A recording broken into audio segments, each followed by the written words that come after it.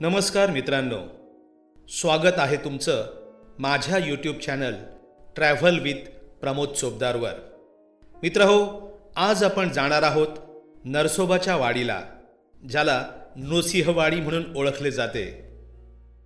नरसोबाची वाडी म्हणजेच नृसिंहवाडी हे महाराष्ट्रातील कोल्हापूर जिल्ह्यातील शिरोळ तालुक्यात वसलेले एक पवित्र तीर्थक्षेत्र आहे।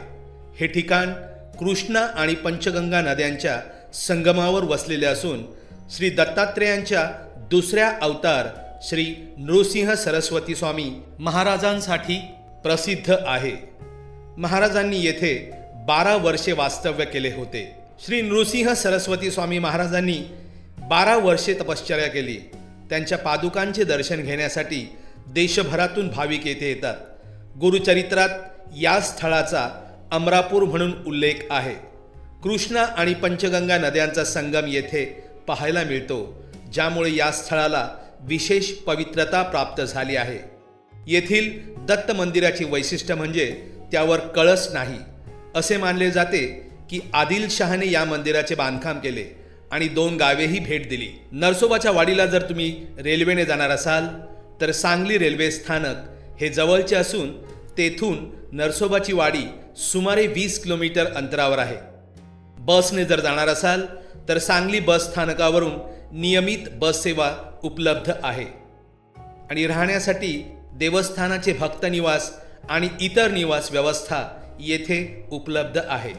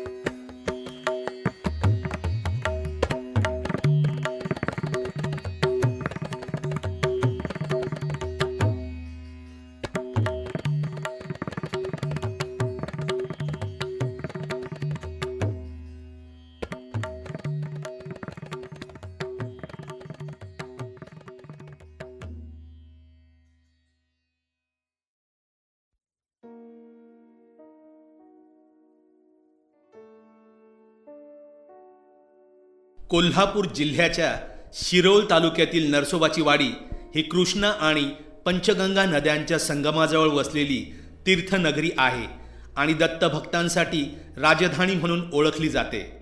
दत्ततात्रीचे दुसरे अवतार मानले जाणारे श्री नृसिंह सरस्वती स्वामी महाराज येथे 12 वर्षे तपश्चर्या करण्यासाठी स्थायी झाले। त्यांच्या पादुकांची पूजा मंदिरातील प्रमुख देवस्थान आहे। विजापूरच्या आदिलशहाने मंदिर घुमटासारखे म्हणजेच गुमटावलेले बांधले आहे, जे सामान्य हिंदू मंदिराप्रमाणे कळस नसल्याने विशेष ओळखले जाते। मंदिरात श्री गुरूंच्या पादुकांचे पूजन होते। गाभाऱ्यात ही पादुका असतात आणि प्रवेशासाठी खिडकीसारखे लहान दार आहे। मंदिरात सकाळी काकड आरतीपासून रात्री शेवटची शेज आरतीपर्यंत पूजा अनवरत सुरू असतात। यात पवामना, सुक्तपाठ, दत्त गजर, पालखी सोहळा इत्यादींचा समावेश आहे। मंदिराजवळील औदुंबर वृक्ष, गाभाऱ्याचे चांदीने अलंकृत केलेले भाग, गणेशपट्टी, मयूर, जय विजय आणि गुरूंची प्रतिमा इथलं विशेष आकर्षण आहे। इथले मुख्य उत्सव आहेत दत्त जयंती, नारसिंह जयंती, गोपालकाला उत्सव आणि दक्षिण द्वार सोहळ्यांचा या मंदिरात उत्साहपूर्वक साजरा होतो। मिरज, सांगली, जयसिंगपूर आणि कोल्हापूर येथून सहज सार्वजनिक वाहतूक, बस, टॅक्सी उपलब्ध आहे। जवळपास ब्राह्मण घरांमध्ये भक्तांचे निवास व स्थानिक महाराष्ट्रीयन पदार्थासह थाळी देखील उपलब्ध आहे। या क्षेत्रात बासुंदी, कवठाची बर्फी, आख्या इतर स्थानिक गोड पदार्थ खूप लोकप्रिय आहेत। नृसिंह सरस्वती स्वामींचं जीवन चरित्र थोडक्यात सांगतोय। नृसिंह सरस्वती यांचा जन्म इसवी सन 1378चा आणि मृत्यू इसवी सन 1459चा। नृसिंह सरस्वती स्वामी हे दत्तात्रेयांचे दुसरे पूर्णावतार मानले जातात, श्रीपाद वल्लभ यांच्या पश्चात। त्यांचा जन्म वाशिम जिल्ह्यातील कारंजा येथे शालग्राम देवमाधव काळे नरहरी या नावाने झाला। बालपणात त्यांनी एक शब्द बोलला नाही, परंतु उपनयनानंतर वेदवाणी उगम झाली, हे देखील त्यांच्या दिव्यत्वाचं लक्षण मानलं जातं। गुरुचरित्र या ग्रंथात त्यांचा चरित्र विवरण सविस्तर आहे। हा ग्रंथ दत्त परंपरेचा वेद म्हणून ओळखला जातो। इसवी सन 1422 ते 1434 दरम्यान नरसिंह सरस्वतींनी पवित्र नरसोबाची वाडी येथे 12 वर्षे तपश्चर्या केली। त्यांच्या या दीर्घ टिकावामुळे या गावाला नरसोबाची वाडी अथवा नृसिंहवाडी असे नाव प्राप्त झाले। या काळात त्यांना सिद्ध पुरुष आणि दुखित भक्तांना शारीरिक तसेच मानसिक दृष्ट्या उपशम देणारा गुरु मानलं जातं। त्यांनी काशी, प्रयाग यासारख्या तीर्थक्षेत्रांमध्ये नसतानाही कृष्णा पंचगंगा संगमाला प्रयागप्रमाणे पवित्र ठरवलं। त्यांच्या तपश्चर्येमुळे आणि दैवी कृपेने अनेक भक्त धनिक आणि आनंदी झाले। भक्तांना त्यांची पादुके देखील तपश्चर्यांची आठवण म्हणून पूजनीय आहेत। औदुंबर, गाणगापूरसह नरसोबाची वाडीमध्ये त्यांनी महाराष्ट्रात दत्त संप्रदायाचा प्रसार केला। त्यांच्या प्रमुख 7 शिष्यांनी हे परंपरागत कार्य पुढे नेले। मित्र हो, नरसोबाची वाडी खरं तर कोल्हापूर जिल्ह्यात येतं, पण ते सांगलीपासून जवळ आहे। कोल्हापूरपासून नरसोबाच्या वाडीचे अंतर आहे 50 किलोमीटर आणि म्हणूनच जर तुम्हाला नरसोबाच्या वाडीला यायचे असेल तर सांगली हा उत्तम पर्याय आहे। नरसोबाची वाडी देवस्थानात भक्त निवास आणि महाप्रसादाची सोय असते आणि साधनेची व्यवस्था उपलब्ध आहे।